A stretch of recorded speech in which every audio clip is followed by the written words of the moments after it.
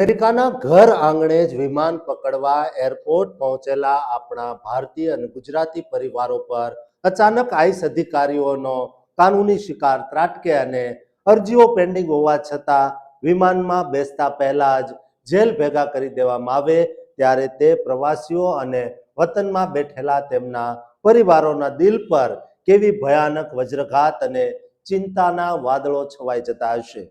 દોસ્તો, અમેરિકાની ધરતી પર વિમાન મુસાફરી કરી રહેલા ભારતીય નાગરિકો અને ખાસ કરીને ત્યાં વસતા આપણા ગુજરાતી પરિવારોના હોશ ઉડી જાય તેવા આ ચાલુ વર્ષના સૌથી મોટા કટોકટી અને ચોંકાવનારા ભર્યા સમાચાર સામે આવ્યા છે। અમેરિકાની જાણીતી સંસ્થા અમેરિકન ઇમિગ્રેશન લોયર્સ એસોસિએશન એટલે કે AILA દ્વારા તમામ પ્રવાસીઓ માટે કાનૂની ટ્રાવેલ એલર્ટ જાહેર કરવામાં આવ્યું છે। આ સત્તાવાર ટ્રાવેલ માર્ગદર્શન અંગે CNN, SF chronicle, national immigration law center એટલે કે NILC, એશિયન લો કોક્સ અને ACLU સહિતના તમામ સ્ત્રોતો દ્વારા ઊંડી કાનૂની ચકાસણી કરવામાં આવી છે।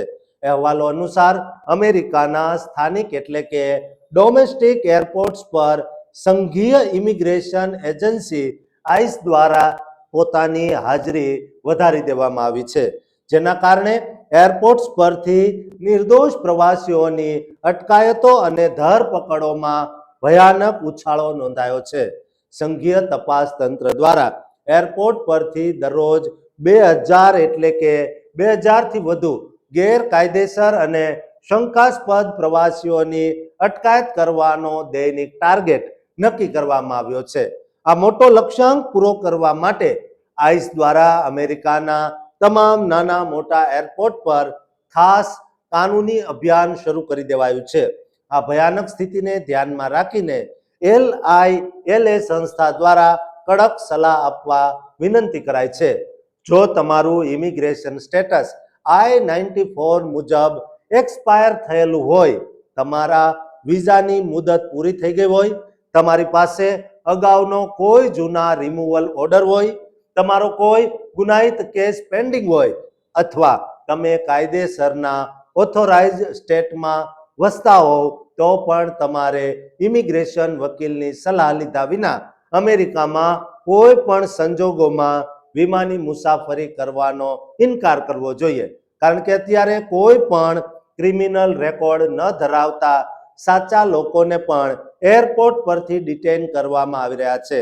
આ કટોકટી વચ્ચે એક ચોંકાવનારો કિસ્સો પણ સામે આવ્યો, જ્યાં પ્રખ્યાત સાઉથ વેસ્ટ એરલાઇન દ્વારા હિંમત બતાવીને વિમાન અંદર ચડી ગયેલા ફેડરલ આઈસ એજન્ટને રોકી દેવામાં આવ્યો અને એરલાઇન સ્ટાફે કાયદા મુજબ જજ દ્વારા સહી કરાયેલું સત્તાવાર જ્યુડિશિયલ વોરંટ માંગ્યું, પરંતુ એરપોર્ટ પર વહીવટી તંત્ર દ્વારા ટ્રાન્સપોર્ટેશન સિક્યુરિટી એડમિનિસ્ટ્રેશન એટલે કે TSA નો તમામ પેસેન્જર ડેટા આઈસ એજન્સી સાથે ગુપ્ત રીતે શેર કરાતો હોવાના કારણે પ્રવાસીઓને ચોક્કસ રીતે ટાર્ગેટ કરવામાં આવી રહ્યા છે।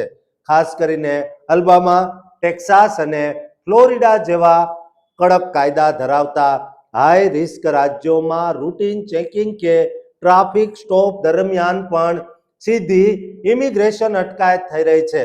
આ ભયાનક પરિસ્થિતિમાં જો કોઈ આઈસ એજન્ટ એરપોર્ટ પર પૂછપરછ કરે અથવા અટકાયત કરવાનો પ્રયાસ કરે તો AILA દ્વારા બચાવ માટે 6 અતિ મહત્વની કાનૂની ટિપ્સ આપવામાં આવી છે, જેમાં પ્રથમ નિયમ મુજબ એજન્ટો સામે ભાગવા, દલીલો કરવા કે શારીરિક વિરોધ કરવાને બદલે સાવ શાંત રહેવું। બીજું, જો ઓળખપત્ર માંગવામાં આવે તો પાસપોર્ટ બતાવો પણ પોતાના વિઝાની કેટેગરી જાહેર ન કરવી। ત્રીજું, સ્પષ્ટ શબ્દોમાં કહીને ફેશિયલ રેકગ્નિશન સ્કેન કરવાનો ઇનકાર કરી દેવો અને મેન્યુઅલ ID ચેકિંગ કરાવવાનો આગ્રહ રાખવો। ચોથું, કાયદા મુજબ મૌન રહેવાના પોતાના બંધારણીય અધિકારનો ઉપયોગ કરવાનો દાવો કરવો। પાંચમું, કોઈ પણ સવાલનો જવાબ આપતા પહેલા પોતાના ઇમિગ્રેશન એટર્ની સાથે વાત કરવાની માંગણી કરવી। અને છઠ્ઠું, પોતાના વકીલની હાજરી વિના કોઈ પણ સરકારી ફોર્મ કે કાગળ પર સહી કરવાનો ઇનકાર કરવો. વળી મુસાફરી વખતે તમારો પાસપોર્ટ I-94 ની પ્રિન્ટ આઉટ અને I-797 એપ્રુવલ નોટિસ જેવા કાગળો હંમેશા સાથે રાખવાની સૂચના અપાય છે.